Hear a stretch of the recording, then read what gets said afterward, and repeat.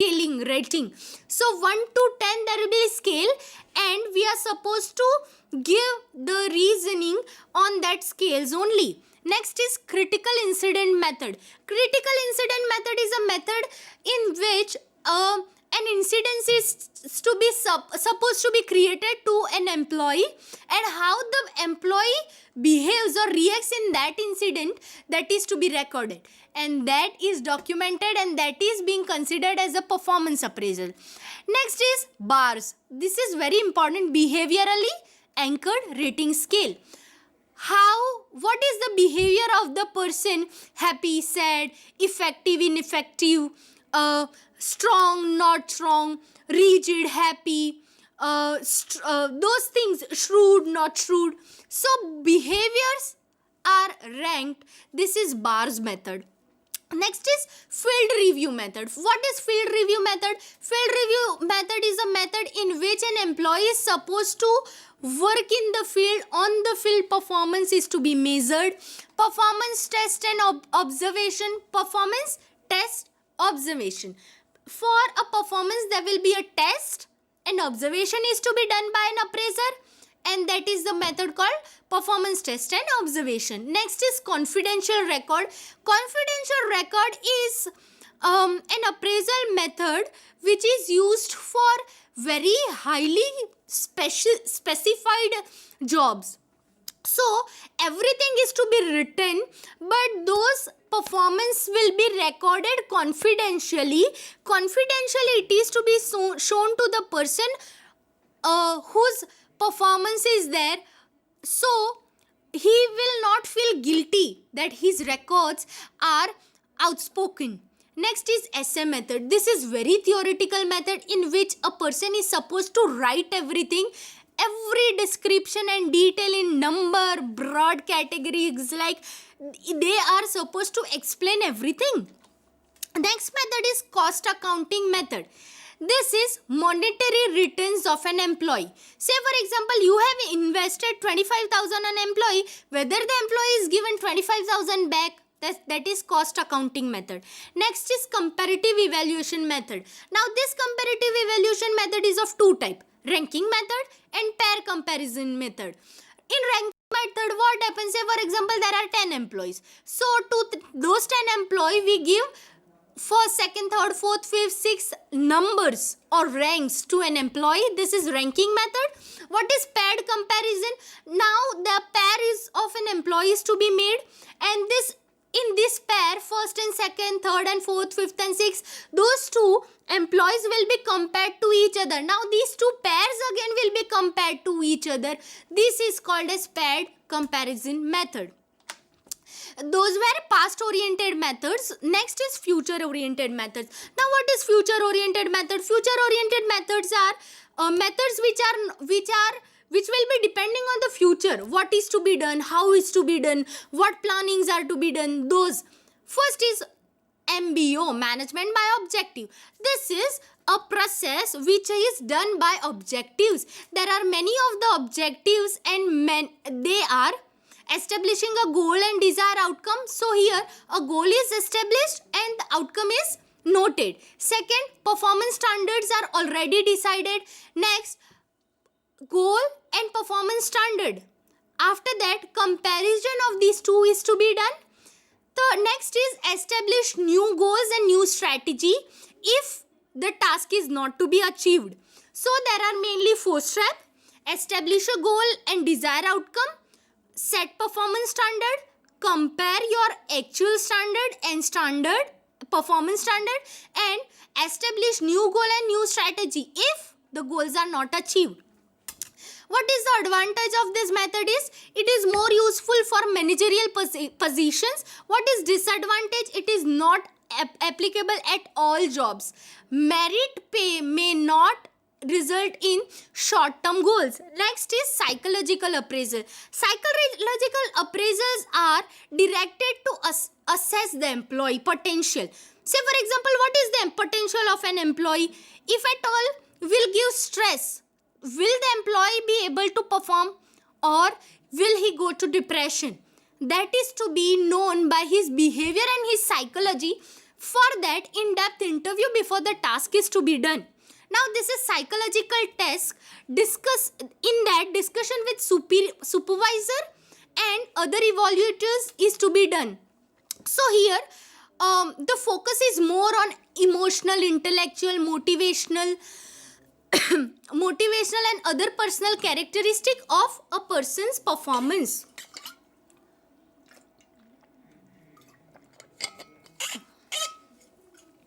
Psychological appraisal method is considered a slow and very costly. For example, it takes time when you appraise a person and it is very costly. Next is assessment center. Assessment centers are the places where observations and behaviors are checked. Now, assessment centers assess the qualities like assertive, persuasive ability, communicating ability, planning, self-confidence, resisting the stress. Those things are to be checked. Let us discuss problems during performance appraisal. There are majorly 7 problems during performance appraisal. First is halo effect. Halo effect is you judge a person on a single trait. What was single positive or what was single negative point, that is generally being judged. That is problems. So the actual performance is not being appraised. Next is constant error. Constant error is for a person it is good, but next person the rates are changed. So nature, liberal, strict. So as the appraiser changes, you'll get different result. Say for example, a person is very liberal, so he'll score well. But the next person who is very strict. So next time when the performance appraisal will be done, the results will not be good. So this is an error. Next is faulty managerial assumption. This is ultimately what the manager thinks an employee are. It may not be what the employees actually are. Next is recency of events. Generally, it's being seen that any time when the performance is being measured, that is because of the recent events. What well recently the person has done, though he may have many of the errors in the work, and other it may be what recently foul the person is done. Though the person has done many of the good things in his past. So this is recency of effect. Criterion problem. This is a very major problem. Let us discuss the criterion problem. A job evaluation process or job evaluation has been recorded, has been designed, and in this design, HR person, salesperson, marketing person and production person, all of them are evaluated together. Now what happens if those people are evaluated together? Criteria for the marketing people may not be same as the criteria of sales people. So this is variation and this is to be avoided. Central tendency. Many of the people or many of the appreciators, what they do, they'll give average mark, 50% mark or 50% score to everyone. So you'll not get to know what all are the exact result. Next is error of variable standard. Now here the standards are being changed and error occurs. And as we discussed, a manager may be biased to the person he liked and the person he doesn't like.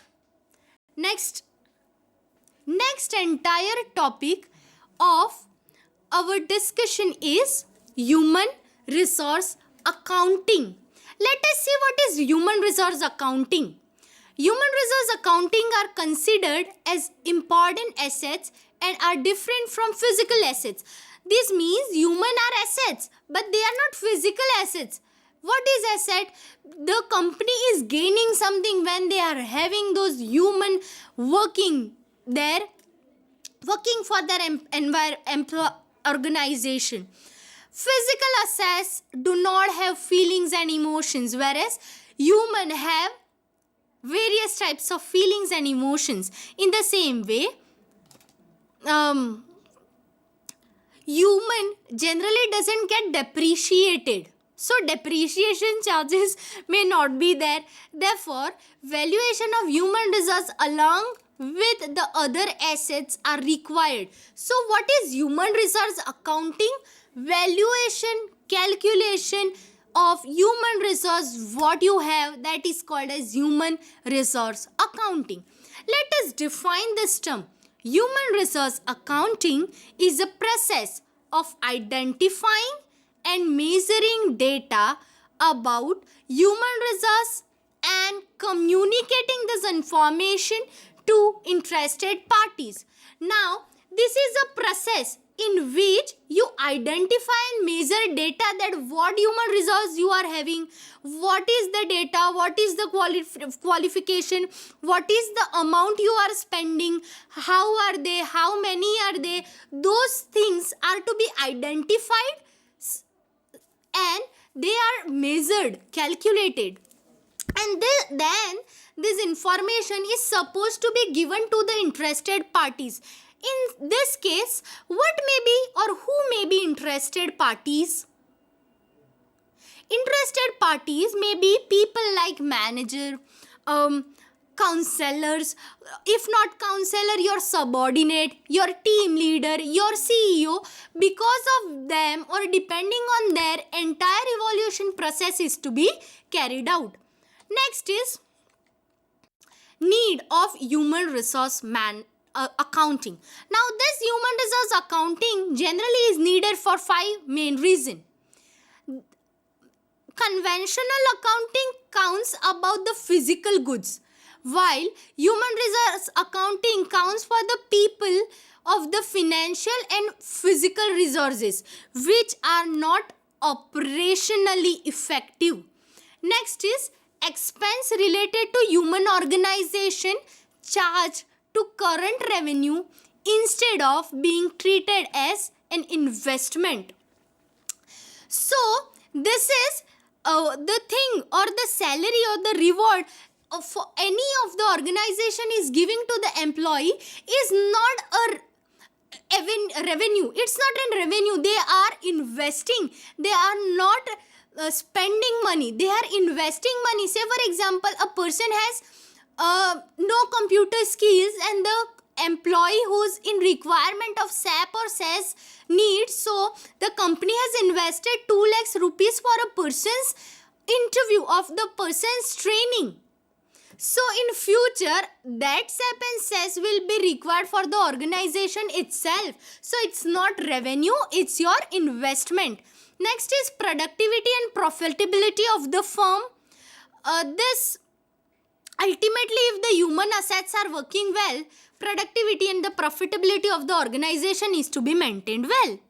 Next is, if the value of human resource is not duly reported in profit and loss account, this is very important. Say, human resource and value is not to be written in profit and loss account. So it cannot be perceived. What happens? Say for example, there are 10,000 employees working for your organization and those 10,000 employees are your assets. But are these assets liable to write in accounting manner? No, you will not able to write these things in accounts. Next is expense on recruitment, training and etc. and are treated as expenses and written off against revenue under the conventional accounting. Now, these things, as I said, this is considered as an investment. Next is objective of human resource accounting. Now, why? What all are the objectives? Why is human resource accounting is needed? There are many of the employees will objectives and we'll see it in brief. First is providing cost value information. Matlab what will be the cost of acquiring, developing, allocating, maintaining human resource. Acquiring, that is what will be the salary. If at all the person will be there in your company, what will be the promotion, what is to be given. Next is enabling management to monitor how they'll show the management how the human resource is to be monitored. Now they'll find the depreciation or appreciation.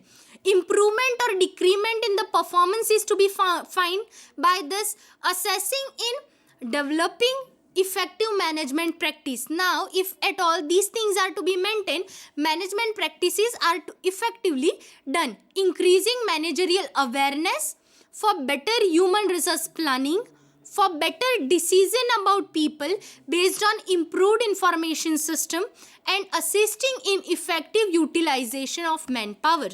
There are various methods of human resource accounting. They are historical method, replacement cost method, present value method, opportunity cost method, and standard cost method. Benefits. HRA discloses the value, what is the actual value of human resource. Next, they'll help in decision making. They will prevent the misuse of human resource.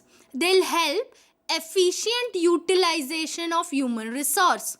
This system will increase productivity, and this can assist management for implementing best methods for wages and salary administration. What all are the limitations?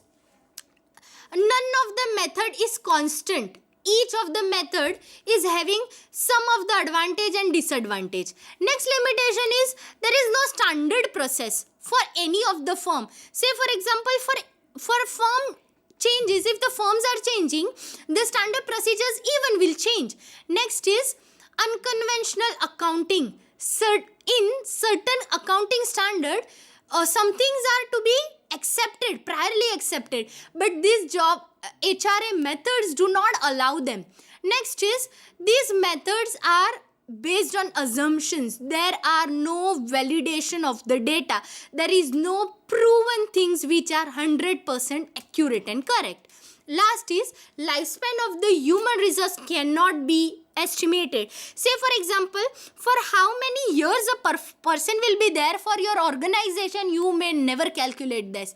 These all are limitations of human resource accounting. So this is end of the lecture. Here we learned performance evaluation method and human resource accounting. Thank you.